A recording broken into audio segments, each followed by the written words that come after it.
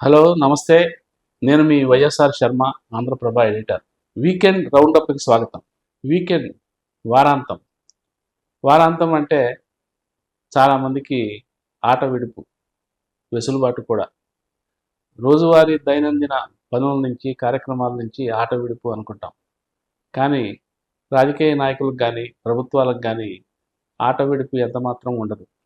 నిజానికి వాళ్ళు ఈ వారాంతాన్ని ఒక సమీక్షా దినంగా గడుపుతారు చాలామంది. ముఖ్యంగా చెప్పాలంటే ముందుగా మనం ట్రంప్ గురించి మాట్లాడుకుందాం. అమెరికా అధ్యక్ష పదవికి ట్రంప్ పోటీ చేయటం, సంచలనాత్మక విజయాన్ని సాధించడం మనం అందరం చూసాం. ఆ విజయం కూడా మామూలు విజయం కాదు. అయితే ట్రంప్ గెలిచిన తర్వాత ఆయన వ్యవహార సరళి ఇప్పుడు ఎట్లా ఉంది, ఆయన ఇప్పుడు ఏం చేస్తున్నారు అనేది చాలా ఆసక్తికరమైన పరిణామం. ఎందుకంటే ట్రంప్ తెలుసు మనకి దూకుడు మనస్తత్వం. ఆయన ఆలోచనలు చాలా వినూత్నంగా, ఇంకా చెప్పాలంటే సంచలనంగా ఉంటాయి. అట్లాగే ఆయన చర్యలు కూడా చాలా వేగంగా ఉంటాయని మనకు తెలుసు.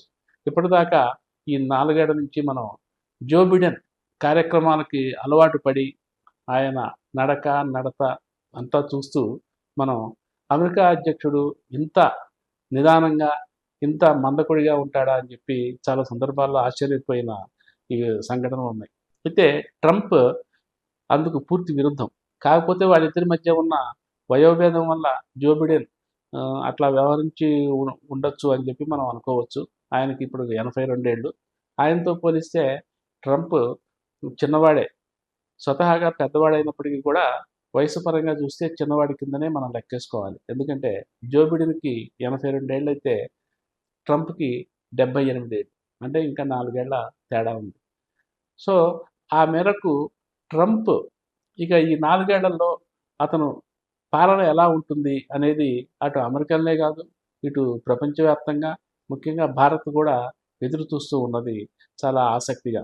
ఎందుకంటే ఈ గత వారం మనం ఇప్పుడు ఇది వీకెండ్ రౌండప్ అనుకుంటున్నాం కాబట్టి, గత వారం అంతా ట్రంప్ కార్యక్రమాలు ఎలా నడిచినాయి, ఆయన ఏమేమి నిర్ణయాలు తీసుకున్నారు అనేది కనుక ఆలోచిస్తే, గత వారం అంతా కూడా ఆయన తన టీముని ఎంపిక చేసుకోవటంలో చాలా ఫాస్ట్‌గా అడుగులు వేస్తున్నాడు. ముఖ్యంగా అయితే మరి ట్రంప్ ఇంకా అధ్యక్ష పీఠం ఎక్కలేదు. ఆయన ప్రమాణ స్వీకారం చేయలేదు. అప్పుడే ఆయన మంత్రులను వేసుకోవడం ఏంటి అని చెప్పి మనందరికీ అనిపిస్తుంది.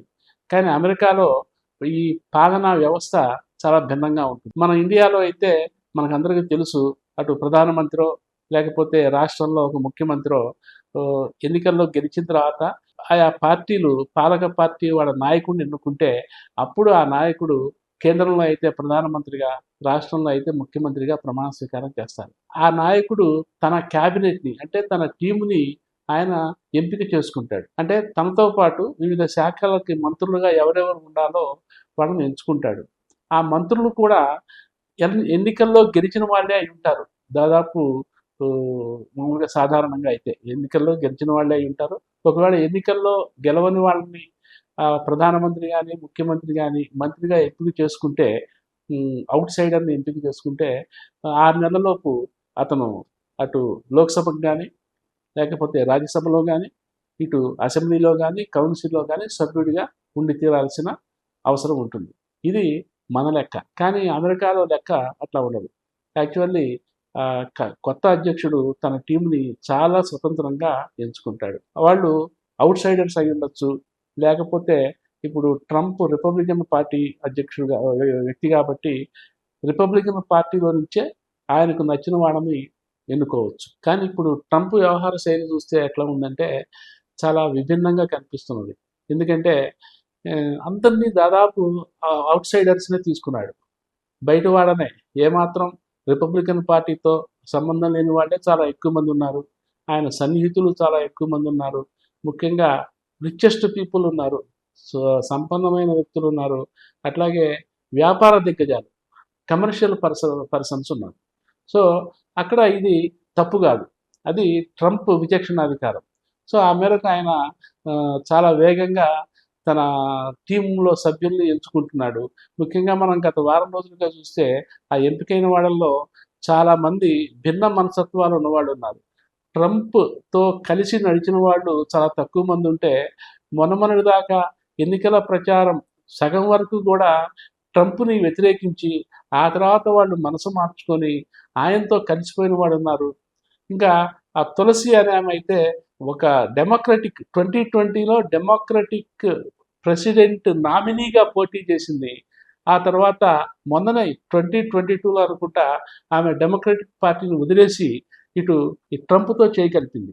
సో ఇట్లా వేరియస్ భిన్నత్వాలు ఉన్నటువంటి వ్యక్తుల్ని ఆయన ఎంపిక చేసుకోవటం అనేది చాలా మందిని ఆశ్చర్యంలో ముంచెత్తున్నది, ముఖ్యంగా అమెరికన్లో కూడా. ఏదేమైనప్పటికీ కూడా ట్రంప్ చేసే ఈ ఎంపికలన్నీ కూడా సెనేట్లో ఆమోదం పొందాల్సి ఉంటుంది. అయితే సెనేట్లో ఆయనకి ఆమోదం పొందడం పెద్దగా ఇబ్బంది ఉండకపోవచ్చు. ఎందుకంటే సెనేట్లో కూడా రిపబ్లికన్లదే పైచేయిగా ఉంది కాబట్టి ఆయనకి పెద్ద ఇబ్బంది కలిగించకపోవచ్చు అని ఒక విశ్లేషణ వస్తుంటే, కానీ ఇంతటి వైరుధ్యాలని, ఇటువంటి పర్సనాలిటీస్ని సెనేట్ అయినా ఆమోదిస్తుందా? ముఖ్యంగా ఆరోగ్య శాఖ మంత్రి, ఆరోగ్యం హెల్త్ అండ్ హ్యూమన్ రిసోర్సెస్, ఆరోగ్యము మానవ వనరుల శాఖకి ఆయన ఎంచుకున్న వ్యక్తి మన కోవిడ్ వ్యాక్సిన్ని విపరీతంగా వ్యతిరేకించిన వ్యక్తి. సో ప్రపంచం అంతా కూడా ఆ వ్యాక్సిన్ కోట్లాది మందిని బతికిస్తే ఈయనేమో ఆ వ్యాక్సిన్నే వ్యతిరేకించిన వ్యక్తి. ఇట్లా దాన్ని ఏమంటాము, ఒక భిన్న వైఖరులు ఉన్నవాళ్ళు, విభిన్నమైన మనస్తత్వాలు ఉన్నవాళ్ళు, విభిన్నమైన విధానాలు ఉన్న వాళ్ళని తన టీంలోకి చేర్చుకోవడం ద్వారా ట్రంప్ ఏం చెప్తున్నాడు అంటే, నేను వీళ్ళందరినీ సమీకరించి సమన్వయం చేస్తూ సమీకృతం చేస్తూ ఒక భిన్నమైన పాలన అందిస్తాను అని చెప్తున్నారు. అట్లాగే ఇంకొక ఫస్ట్ అసలు ఆయన చేసిన నియామకం ఏంటంటే, టెస్లా అధిపతి ఉన్నాడు కదా ఎలాన్ మస్క్, ట్విట్టర్ ఎక్స్ అధిపతి, ఆయన్ని ఈ గవర్నమెంట్లో సామర్థ్యాన్ని పెంచే కమిటీకి లీడర్ని చేశాడు. ఆయనతో పాటు ఇతను ఉన్నాడు కదా Vivek Ramaswamy, Indian come American అతను. సో వీళ్ళిద్దరిని, అంటే ఈ వివేక్ రామస్వామి ఏమో బయట నుంచి వాళ్ళకి సపోర్ట్ ఇస్తారు, ఇతను మాత్రము ఎలాన్ మస్క్ మాత్రం ప్రభుత్వంలో సామర్థ్యాన్ని పెంచడం ఎలా అనే దానికి ఆయన సారథ్యం వహిస్తారు. ఈ నేపథ్యంలో ఏంటంటే ఎలాన్ మస్క్ ఇప్పటికే స్టేట్మెంట్లు ఇవ్వటము, తనతో పాటు కలిసి పనిచేయటానికి రిక్రూట్మెంట్స్ కూడా ఆయన మొదలుపెట్టారు దాదాపు. అంటే ఓ పక్కన పాత ప్రభుత్వమే, డెమోక్రాటిక్ ప్రభుత్వమే ఉంది అమెరికాలో, జో బిడెన్ అధ్యక్షుడిగానే ఉన్నారు, ఇంకా జనవరి దాకా టైం ఉంది. ఈలోగానే ట్రంప్ తన క్యాబినెట్ని, తన టీంని ఎంపిక చేసుకోవటము, అందులో వాళ్ళ పనులు మొదలు పెట్టడం కూడా జరుగుతున్నది. అంటే అమెరికా ప్రజాస్వామ్య వ్యవస్థలో ఇది ఒక వింతగానే మనకు అనిపిస్తుంది. ఇప్పుడు ఎలాన్ మస్క్ అండ్ వివేక్ రామస్వామితో పెట్టిన ఈ ఎఫిషియన్సీ కమిటీ అనేది నిజానికి ఏం చేస్తుంది అనేది ఇప్పుడు ప్రపంచవ్యాప్తంగా కూడా చాలా ఆసక్తికరంగా మారింది. ఏం చేయాలి అంటే, ట్రంప్ ఏమంటున్నారంటే, అసలు అమెరికా ప్రభుత్వంలో ఉద్యోగుల సంఖ్య చాలా భారీగా ఉంది, ఉద్యోగులను తగ్గించాలి. సో ఎలాన్ మస్క్ నేతృత్వంలో అమెరికాలో ఉద్యోగులకు ఒక రకంగా ఎసరు పెడుతున్నట్టుగా మనకు అనిపిస్తున్నది.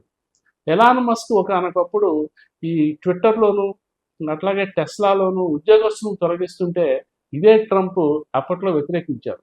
కానీ మరి ఆ ట్రంపే మళ్ళీ ఇప్పుడు ప్రభుత్వ ఉద్యోగాల్లో కోత పెట్టడం కోసం అదే ఎలాన్ మస్క్ని తీసుకొచ్చి ఇక్కడ పీట మీద కూర్చోబెడుతున్నారు.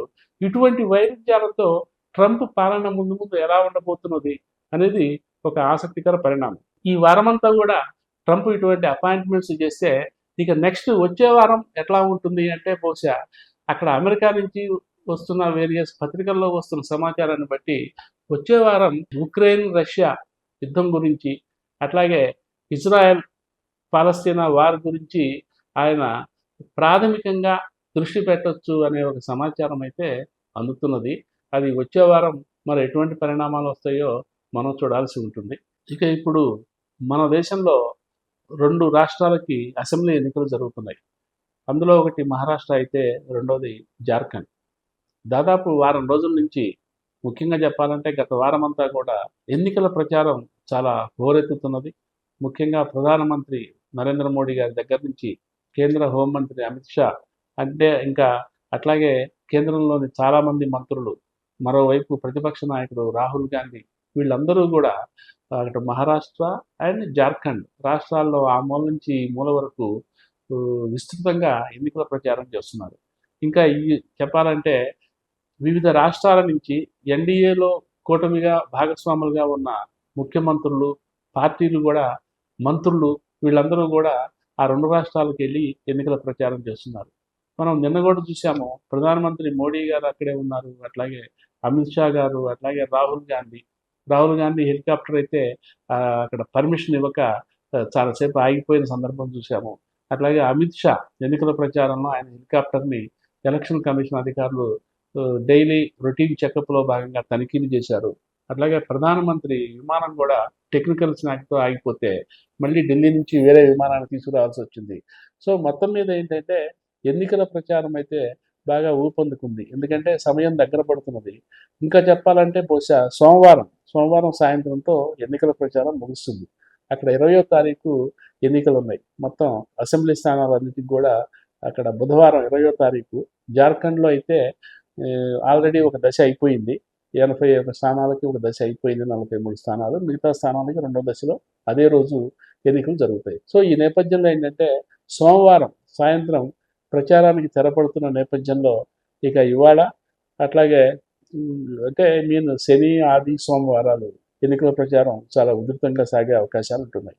ముఖ్యంగా మహారాష్ట్ర అయితే చాలా ప్రతిష్టాత్మకంగా ఉంది 2 కూటములకు కూడా.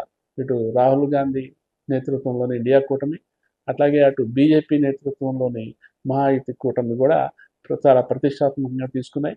ముఖ్యంగా మహారాష్ట్రలో కిందటిసారి ప్రధానమంత్రి నరేంద్ర మోడీ గారు అండ్ అమిత్ షా గారు కలిసి చేసిన ఒక సాహసవంతమైన ప్రయోగం ఈ రోజుకి అక్కడ ప్రభుత్వాన్ని నడిపిస్తున్నది. ఆ ప్రయోగాన్ని మరాఠా ప్రజలు ఆహ్వానిస్తారా, తిరస్కరిస్తారా అనేది ఒక పెద్ద సందేహం ఇప్పుడు.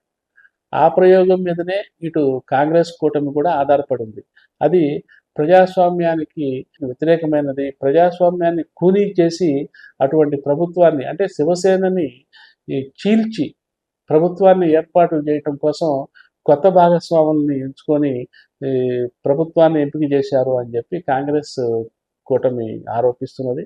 అట్లాగే రాహుల్ గాంధీ గారు ముఖ్యంగా కులగణన అంశాన్ని, రాజ్యాంగాన్ని, కులగణన అంశాన్ని మహారాష్ట్ర ఎన్నికల ప్రచారంలో చాలా తీవ్ర స్థాయిలో ప్రజల్లోకి తీసుకెళ్తున్నారు. మహారాష్ట్రలో ప్రస్తుతం ఏ అంశం ప్రధానంగా ఉన్నది అంటే కేవలం కులం. ఇటు కులగణన చేసి తీరుతాము, అసలు ఏ కులాల వాళ్ళు ఎంతమంది ఉన్నారో చూసి 50% రిజర్వేషన్లు పరిమితిని తీసేసి కులాల వారీగా కొత్త రిజర్వేషన్ల ప్రక్రియను తెస్తామని చెప్పి ఇటు కాంగ్రెస్ అండ్ ప్రతిపక్షాలు అంటుంటే, ఈ కుల గణనకు బీజేపీ వ్యతిరేకంగా ఉన్నది. ఈ ఓబీసీలని చేర్చడానికి, ఓబీసీలలో ఐకమత్యాన్ని దెబ్బతీయటానికి ఈ కాంగ్రెస్ కుట్రలు పన్నుతున్నది అని చెప్పి అటు బీజేపీ ఎన్డీఏ కూటమి తీవ్ర స్థాయిలో ఒకళ్ళొకళ్ళు విమర్శించుకుంటున్నారు. మరి మరాఠా ప్రజలు కులగణనకి సపోర్ట్ చేస్తారా, లేదు కులగణనని వ్యతిరేకిస్తారా, మేమందరం ఐక్యంగానే ఉంటాము, మాలో కులగణన పేరుతో చిరుకు తేవద్దు అని చెప్తారా అన్నది ఒక రకంగా ఆసక్తికర పరిణామమే. ఎందుకంటే బీజేపీ కిందటి లోక్సభ ఎన్నికల్లో ముఖ్యంగా ఈ హిందూ కార్డు మీద వెళ్ళింది. ఆ హిందూ కార్డు మీద ఎందుకు వెళ్ళటానికి కారణం ఏంటంటే అయోధ్యలో అప్పుడే రామమందిర నిర్మాణం జరగటము. సో అయోధ్యలో ఎప్పుడో శతాబ్దాలుగా పెండింగ్లో ఉన్న రామమందిరం ఇష్యూ సెటిల్ అయింది కాబట్టి తప్పనిసరిగా దేశవ్యాప్తంగా 400 సీట్లు వస్తాయని బీజేపీ ఆశించింది. కానీ ఆ మేరకు అన్ని సీట్లు రాక బీజేపీ ఒక రకంగా దెబ్బతిన్నది.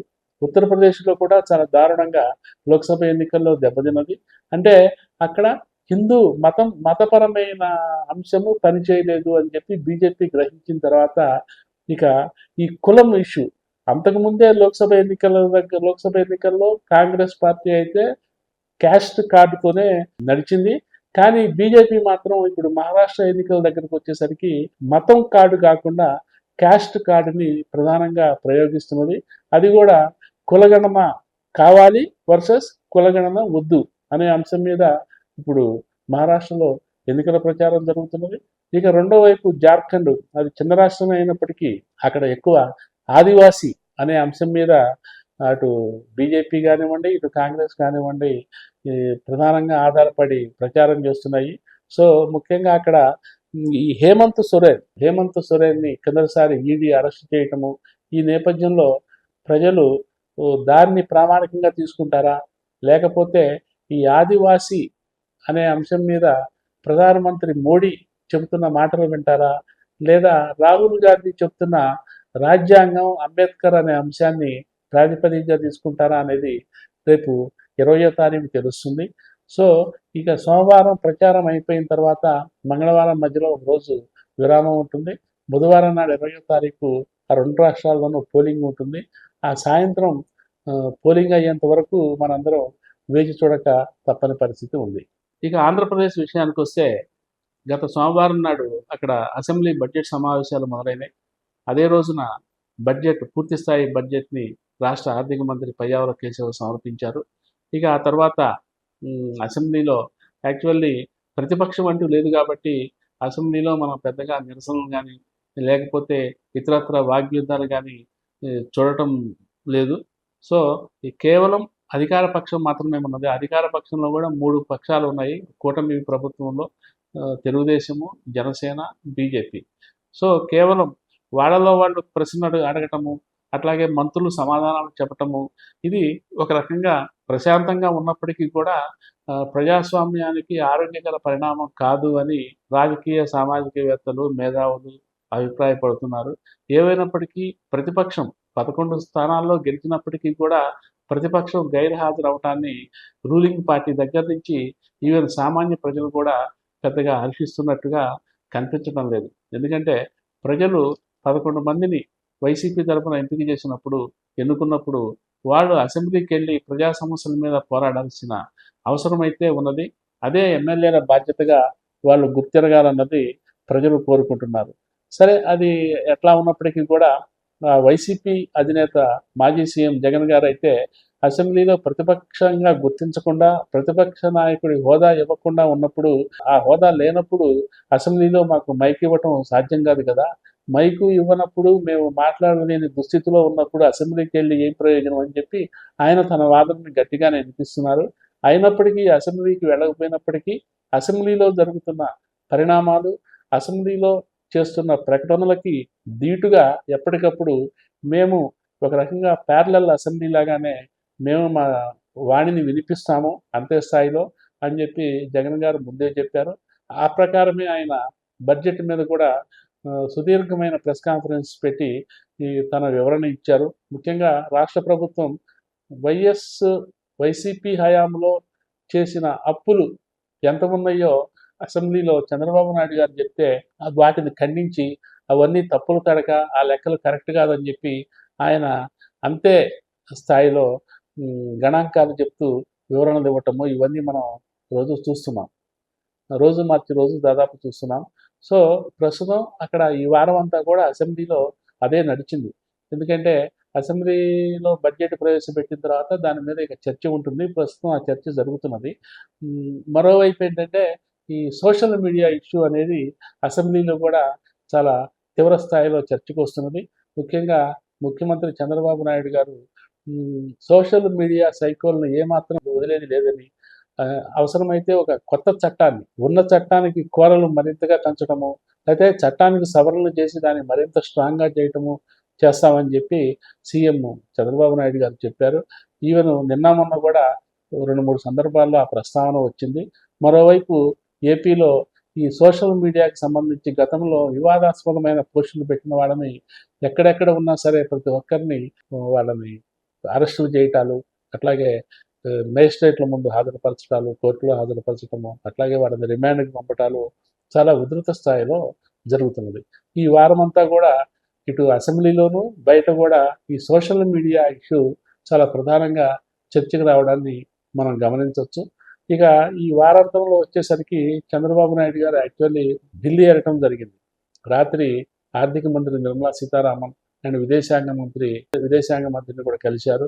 వాళ్ళని రాష్ట్రానికి సంబంధించి ఒకటి నిర్మలా సీతారామన్ గారితోనేమో ఆర్థికపరమైన అంశాలు, నిధుల విడుదలకు సంబంధించి మాట్లాడటము, అట్లాగే విదేశాంగ మంత్రితో వివిధ దేశాల్లో ఇప్పుడు ఈ అమెరికాలో మన విద్యార్థులు అక్కడ చదువుకుంటూ ఉంటారు, వీసాలు అవసరమో, కొన్ని కొన్ని వీసాల్లోనేమో డిలే జరుగుతుందని చెప్పి వార్తలు వస్తున్నాయి. అట్లాగే కెనడా ఇష్యూ, కెనడాలో ఈ ప్రవాసుల విషయంలో అక్కడ గవర్నమెంట్ ముఖ్యంగా మన ఇండియన్స్ విషయంలో ఆ ఖలిస్తాన్ ఉద్యమకారుల నేపథ్యంలో కూడా అక్కడ మన వాళ్ళకి ఇబ్బందికరమైన పరిస్థితి తలెత్తుతున్న నేపథ్యంలో ఆయన విదేశాంగ మంత్రిని కలిసి అటువంటి సమస్యల మీద తక్షణం స్పందించాలని, అట్లాగే విదేశాల నుంచి ఏదైనా పెట్టుబడులు వచ్చే అవకాశాలు ఉన్నప్పుడు విదేశీ పెట్టుబడుల కోసం వాళ్ళు పెట్టడం కోసం అన్వేషణలో ఉన్నప్పుడు ఆంధ్రప్రదేశ్ని సజెస్ట్ చేస్తూ ఉన్నానని చెప్పి చెప్పడము, ఇటువంటివి వాళ్ళిద్దరి మధ్య చర్చలు జరిగినట్టుగా మనకు తెలుస్తున్నది. ఇకపోతే యాక్చువల్లీ శనివారం నాడు ఆయన మహారాష్ట్ర ఎన్డీఏ తరఫున మహారాష్ట్ర ఎన్నికల ప్రచారంలో పాల్గొనాల్సినది, కానీ చంద్రబాబు నాయుడు గారి సోదరుడు రామ్మూర్తి నాయుడు గారు చనిపోవటం వల్ల ఆయన హఠాత్తుగా తన ప్రోగ్రాం క్యాన్సిల్ చేసుకొని ఢిల్లీ నుంచి హైదరాబాద్ వచ్చారు. మరోవైపు ఈ జనసేన అధ్యక్షుడు పవన్ కళ్యాణ్ గారు అయితే మహారాష్ట్ర వెళ్ళారు. అక్కడ ఎన్నికల ప్రచారంలో 16-17 తేదీలు ఎన్నికల ప్రచారం చేయబోతున్నారు. ప్రస్తుతం అక్కడ అదే ఎన్నికల ప్రచారం నడుస్తున్నది. ఇక తెలంగాణ విషయానికి వస్తే ఇక్కడ ఈ ఫార్మాసిటీకి సంబంధించి ఈ కలెక్టర్ మీద గ్రామస్తులు చేయి చేసుకున్నారు అనే సంఘటన చివరికి అది చినికి గాలివానగా మారటము, అక్కడ మాజీ ఎమ్మెల్యేని, కొడంగల్ మాజీ ఎమ్మెల్యేని అరెస్ట్ చేయటము, ఆయన రిమాండ్కి పంపించడము ఈ వారంలో ఒక ప్రధానమైన అంశంగా మనం చూడవచ్చు. ముఖ్యంగా ఆ లగచర్ల ఇష్యూ ఒక రకంగా సెగలు పుట్టిస్తున్న తెలంగాణలో అటు పాలక పక్షానికి ఇటు ప్రతిపక్షానికి మధ్యన ఆధిపత్య పోరుని ఇది సూచిస్తున్నది.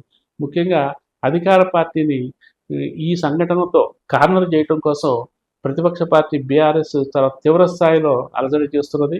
ముఖ్యంగా ఆ లగచర్లలో ఉన్న ఆ భూ బాధితులు ఎవరైతే ఉన్నారో వాళ్ళని సమీకరించడము, రోజు వాళ్ళ చేత మాట్లాడించడం ద్వారా వాళ్ళ మనోభావాలని తెలంగాణ ప్రజలకు తెలియజేయడానికి బీఆర్ఎస్ ప్రయత్నిస్తున్నది.